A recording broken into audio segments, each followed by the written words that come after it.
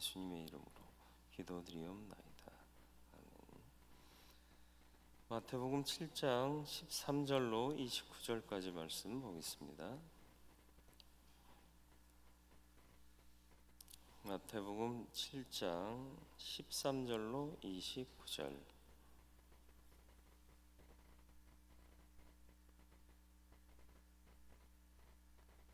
한 절씩 교독하겠습니다. 한 절씩 교독하고 끝절 말씀 같이 있습니다. 좁은 문으로 들어가라. 멸망으로 인도하는 문은 크고 그 길이 넓어 그리로 들어가는 자가 많고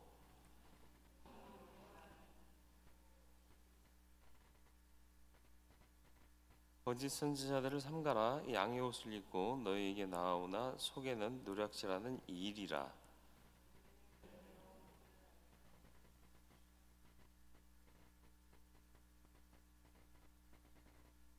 이와 같이 좋은 나무마다 아름다운 열매를 맺고 못된 나무가 나쁜 열매를 맺나니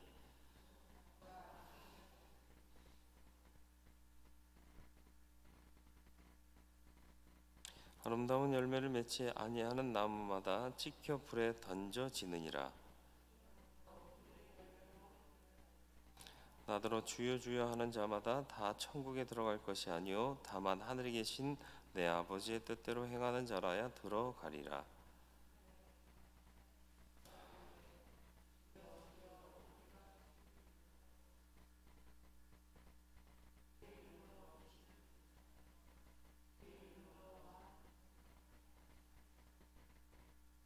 그때 내가 그들에게 밝히 말하되 내가 너희를 도무지 알지 못하니 불법을 행하는 자들아 내게서 떠나가라 하리라.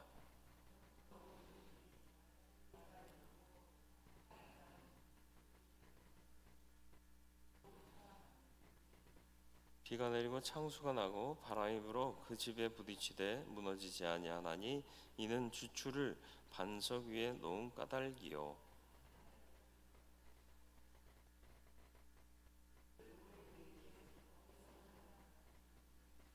비가 내리고 창수가 나고 바람이 불어 그 집에 부딪힘에 무너져 그 무너짐이 심하니라.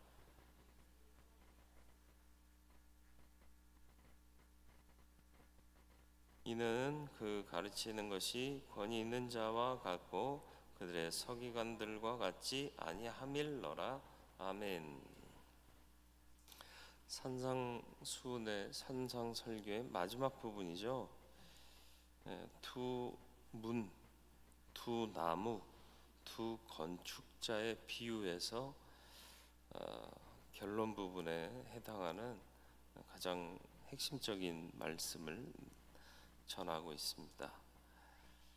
두 문, 두 나무, 두 건축자의 대조는 어느 쪽이 참인가 하는 분별과 무엇을 선택할 것이냐 하는 선택의 문제를 동시에 우리에게 요구하고 있습니다. 중요한 것은 이 산상설교의 핵심 포인트는 천국에 있습니다. 그러니까 이렇게 구분하고 선택해야 하는 이유는 천국 가기 위함이다. 이걸 놓치면 안 돼요. 그래서 먼저 두 문의 비유가 나옵니다. 멸망으로 인도하는 문과 생명으로 인도하는 문이 나오죠. 우리 인생 앞에는 항상 두 문이 있습니다.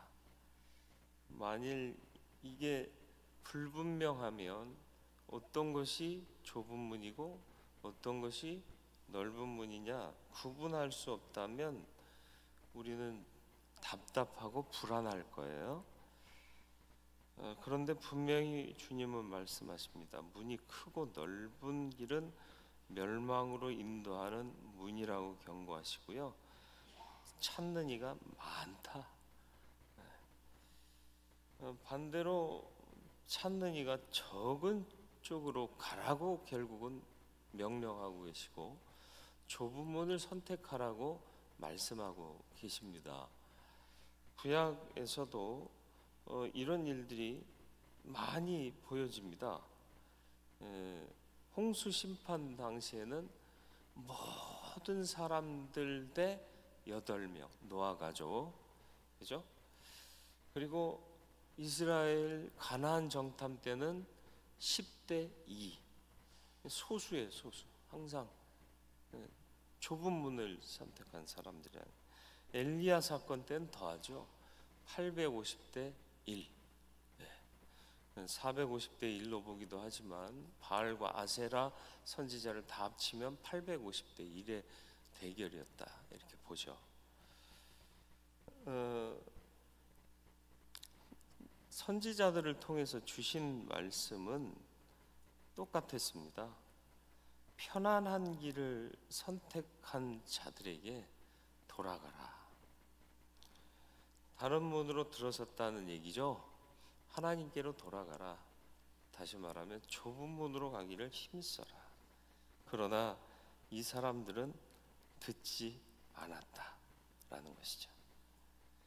호세아서 11장 7절에 내 백성이 결심하고 내게서 물러가나니 비록 저희를 불러 위에 계신 자에게로 돌아오라 할지라도 일어나는 자가 하나도 없도다. 이스라엘 백성들의 문제가 뭐냐?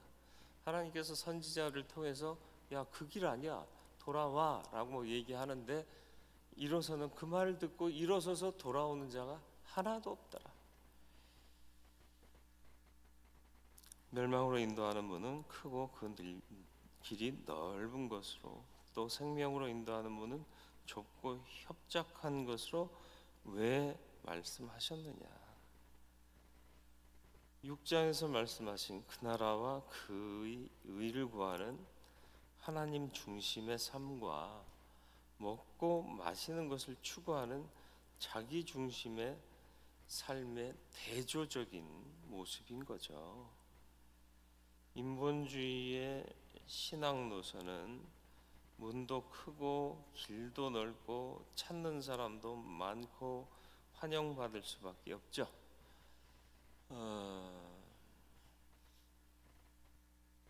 많은 사람들이 선호하고 있다는 건 그만큼 동의하고 달콤하다는 얘기예요. 그러나 그렇지 않다는 건 씁쓸하고 불편하다는 뜻이에요. 좁은 문으로 가는 것이 씁쓸하고 불편한 길일 수밖에 없는 것은 당연합니다. 그러니까 우리는 교세를 자랑할 게 아무것도 없어요. 근데 지나온 세월 동안 어느 때부턴가 한국 교회가 뭐 인구 4분의 1에 해당하는 그리스도인들 1000만 기독교, 몇만 교회, 이런 걸 자랑하고 왔더라는 거죠. 누가복음 6장 26절에도 모든 사람이 너희를 칭찬하면 화가 있도다. 저희 조상들이 거짓 선지자들에게 이와 같이 하였느니라, 이런 말씀하고 있습니다. 많은 사람들이 야, 너희 잘한다, 그래, 이렇게 해줘야지 라는 거 좋아하지 말라는 거예요. 화가 있다는 거예요. 맞습니다. 다수의 사람들이 불편해하는 것이 천국을 향한 길입니다. 그러니까 세상이 계속해서 교회를 어떻게든 걸고 넘어지고 어떻게든 회방하려고 하는 그런 악행을 하는 것은 당연한 거예요. 그런 핍박과 그런 환경 속에서도 믿음 지키는 것이 우리의 본분이라는 거죠. 또 잠잠할 만했더니 코로나 집단 확산된 곳이 IM 선교회라고 개신교에서도 잘 못 들어본 곳인데 한간에는 어떤 사람들은 신천지다 이런 얘기도 하는데 밝혀진 바는 정확히 없습니다. 방역 수칙을 지키지 않는 것은 심각한 위협이에요. 지킬 것은 지켜야 되는 거죠. 그리고 천국문으로 가는 건 힘써야 돼요. 어쨌든 아무튼 그들이 잘못은 뒤로 하고라도 이제 좋은 거리를 만났잖아요, 세상이. 그러니까 악플 보니까, 아니 댓글을 보니까 거의 악플 수준이에요. 또 너희냐? 너희가 누구겠어요? 교회를 지칭하는 거고 교인들을 지칭하는 거죠. 상황은 이렇습니다. 그래서 교인들 가운데도 교회들이 왜 이러냐 이렇게 생각하는 사람도 많고요. 그러나 우리가 무엇을 향하고 또 어디로 가야 할지를 분명히 알고 이런 시기와 질투와 박해 속에서도 믿음을 변개치 않고 지킬 수 있는 좁은 문으로 갈 수 있는 중심이 바른 자가 되기를 주님의 이름으로 축원을 드립니다. 두 나무 얘기가 나와요. 거짓 선지자냐, 진정한 선지자, 참 선지자냐 이걸 얘기하시면서 나무에 비유하십니다. 거짓 선지자를 삼가라 그랬습니다. 이건 무슨 의미냐? 경계하면서 너 자신이 되지 않도록 조심해라 라는 말도 됩니다. 목사들만 믿음에 문제가 생기는 건 아니에요. 교인들 중에도 믿음에 문제가 생기는 분들 많아요. 은사라는 게 목사에게만 주어지는 게 아니라 모든 믿는 자에게 주어질 수 있는 건데 그거 왜곡되면 문제가 생기는 거예요. 그래서 가정재단 쌓는다고 그러고 평신도인데 무슨 기도원 해가지고 기도해주고 미래를 점쳐준다고 그러고 안수만 하면 다 낫는다고 그러고 그런 데를 조심하세요. 잘 들여다보세요. 하나님의 영광을 위한 것인가? 저들의 만족을 위한 것인가? 종말론적 계시를 말씀하는 24장에 이런 경계를 다시 강조해서 말씀하십니다. 11절 13절 11절부터 13절에도 24장에 거짓 선지자들의 대한 경계를 말씀하시죠. 외부적인 박해가 우리의 믿음을 위협하는 경우는 오히려 적었던 것 같습니다. 왜냐하면 박해를 받을수록 우리의 믿음은 더욱 견고해지는 것 같아요. 그런데 안으로부터의 문제가 있습니다. 내부적인 미혹이 교회에는 더욱 치명적입니다. 두 가지 물을 수 있어요. 이 거짓 선지자들은 왜 생기죠? 하는 것과 참과 거짓은 어떻게 분별하죠? 하는 것입니다. 15절 하반절에 보면 양의 옷을 입고 너희에게 나오나 속은 노략질하는 일이라 그랬어요. 양의 옷을 입었다. 그러니까 겉보기에는 누가 누군지를 모른다는 거예요. 이게 가장 큰 딜레마 아닙니까? 선한 목자를 따르고 싶고 진정한 주의 종을 만나고 싶은데 다 양의 옷을 입었다는, 겉보기에는 다 괜찮아 보이고 문제없어 보인다는 거예요. 거짓 선지자는 나도 못 가지만 남도 못 가게 한다는데 치명적인 위협이 있습니다. 당시 백성들은 거짓 선지자들의 위선이나 비진리를 분별해내지 못하다가 함께 망하고 말기도 했습니다. 앞서 말한 문의 비유와 결부시켜 보면 의미가 분명해집니다. 큰 문 앞에 서서 큰 문으로 들어가는 게 맞다라고 얘기하는 사람들이죠. 넓은 길로 편안히 가라. 남들 다 가는데 너는 뭐가 별나다고 왜 안 가려고 그러냐? 또 왜 하필이면 좁은 쪽으로 가려고 하느냐? 이렇게 말하는 사람들이 있다라는 거죠. 이 길만이 우리에게 행복을 줄 수 있다. 가봐라. 좁으니까 불편하고 얼마나 힘들더냐? 이렇게 얘기한다는 거죠. 예레미야 8장 11절에 그들이 딸 내 백성의 상처를 심상히 고쳐주며 평강하다, 평강하다 말한다는 말이죠. 죽을 병에 걸렸는데도 내가 너희 잘 고쳐줄게, 평강해라, 평강해라, 거짓 평강을 얘기한다는 거예요. 무지한 백성들은 그런 거짓말에 아멘, 아멘 하는 거죠. 왜? 딱 좋잖아요. 듣기도 좋고 먹기도 좋고. 그렇죠? 21절 말씀 보면 나더러 주여 주여 하는 자마다 다 천국에 들어갈 것이 아니요 다만 하늘에 계신데 아버지의 뜻대로 행하는 자라야 한다. 결국은 뜻대로 행하느냐 행치 않느냐의 문제인 거예요. 23절에서는 주님이 불법을 행하는 자라는 표현을 쓰십니다.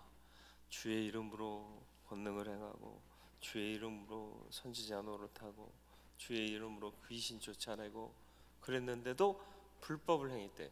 이름만 주의 이름이고 결국은 이 행한 모든 것들이 하나님의 뜻과 다른 불법이었다. 법이라는 게 뭐예요? 하나님의 법이에요. 하나님이 기준이에요. 근데 거기서 벗어난 것은 다 불법인데 하나님의 뜻대로 하지 않았다라는 것이죠.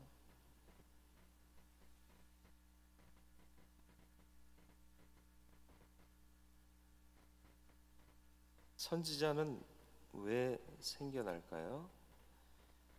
24절 말씀 보시면 그러므로 누구든지 나의 이 말을 듣고, 여기까지 이 말이 앞서 말씀하고 계시는 내용이에요. 누구든지 이런 사람 될 수 있다는 거예요. 거짓 선지자가 될 수 있다라는 것입니다. 누구를 막론하고 하나님의 뜻대로 행하지 않으면 누구든지 거짓 선지자가 될 수도 참 선지자가 될 수도 있다라는 것입니다. 진리를 옳게 분별할 수 있는 지혜, 참 지혜와 믿음이 온전하기를 축원합니다. 마지막으로 두 건축자의 이야기입니다. 주님 새 비유의 유념할 점이 뭐냐? 문이 많고 길도 많고 그렇게 말씀하지 않으세요. 딱 두 가지. 넓은 문, 좁은 문, 두 길, 두 나무, 두 건축자, 딱 둘. 그런 거죠. 너무 많아서 못 선택하는 게 아니라 둘 중에 하나를 못 선택하고 있다라는 거예요. 자신이 아는지 모르는지 이 둘 중에 어느 한쪽에 속해 있다는 거예요. 인간의 현존이.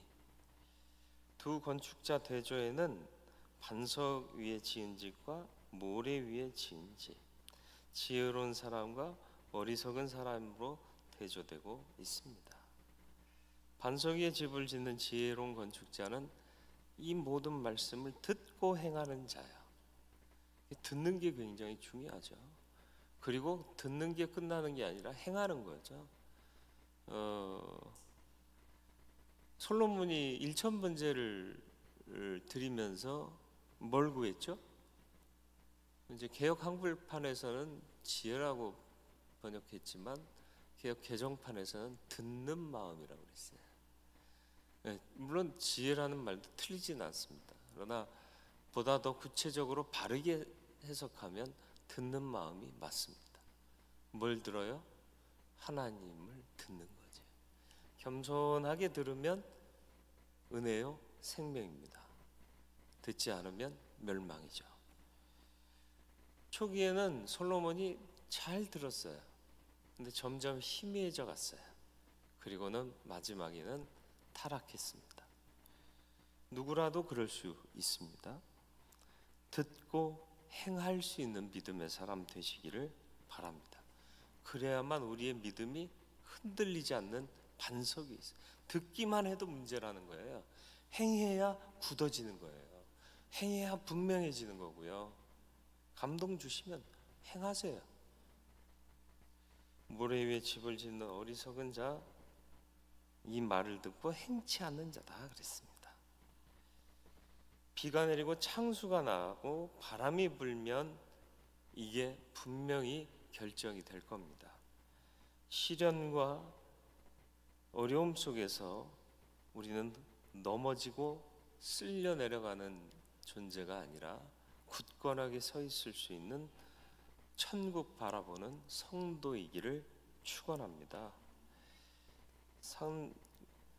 22절이 그날, 그날에 집중하여 말씀하는데 그날이 뭐죠? 주님 다시 오시는 불신자에게는 심판의 날, 믿는 자에게는 구원의 날이요. 그날에 많은 사람이, 그런데 이 많은 사람이 불법을 행하는 자가 되더라. 역사적인 종말이 그날일 수도 있지만 사실은 어떻게 보면 늘 말씀드리지만 우리에게는 개인적인 종말도 있어요. 언제 올지 몰라요. 그러니까 항상 우리는 종말을 준비하며 살아가야 돼요. 언제 죽을지 우리는 몰라요. 언제라도 부르시면 천국 가야 하는데 넓은 문으로 가고 또 가짜 나무에게 매달리고 또 모래 위에 집 짓고 사는 그런 삶을 살면 그날에 역사적인 종말이든 개인적인 종말이든 천국에 합당한 자가 될 수 없음을 기억하며 살기를 축원합니다. 시련이 오면 누구나 피하고 싶고 안 당하고 싶어요. 그러나 시련과 고난은 은혜입니다. 시편 119편 67절 말씀. 고난 당하기 전에는 내가 그릇 행하였더니 이제는 주의 말씀을 지키나이다. 고난 당하니까 이게 다 부질없는 짓이구나. 하나님 은혜밖에 없구나. 말씀대로 살아야지 말씀을 지키더라는 거죠. 말씀은 감상하는 게 아니에요. 음악 감상 뭐예요? 좋다. 그러고 끝나요. 말씀은 듣고 결단하고 행하는 것이어야 돼요. 그게 반석 위에 짓는 것입니다. 저와 여러분들의 믿음이 이런 모든 것들에서 바른 것을 선택함으로 천국에 합당한 믿음의 삶을 살아가는 하나님의 사람들이 되기를 축원합니다. 거룩하고 자비로우신 아버지 하나님, 우리는 항상 둘 중에 하나를 선택해야 하는 귀로에 서 있습니다. 선택하고 결단하는 믿음이 우리 안에 있게 하시되 하나님과 상관없는 불법을 행하는 자 되지 말게 하여 주옵소서. 언제나 주 진리 안에 서게 하시되 시련과 환난을 두려워하지 않고 좁은 문으로 들어가기를 힘쓰되 늘 주와 동행함으로 위로 얻게 하여 주옵시고 세상 복이 내게 없어도 주님 계시면 그것으로 만족하겠습니다 하고 고백할 수 있는 영적 가치에 참 눈이 열려지고 참 생각이 열려지는 우리 믿음 되게 하여 주시옵소서. 반석 위에 세우는 믿음 되기를 원합니다. 주여 말씀 듣게 하시고 들은 대로 행하게 하셔서 반석 위에 터닫고 집을 짓는 자 되게 하여 주옵소서. 예수님의 이름으로 기도드리옵나이다. 아멘. 하늘에 계신 우리 아버지 이름을 거룩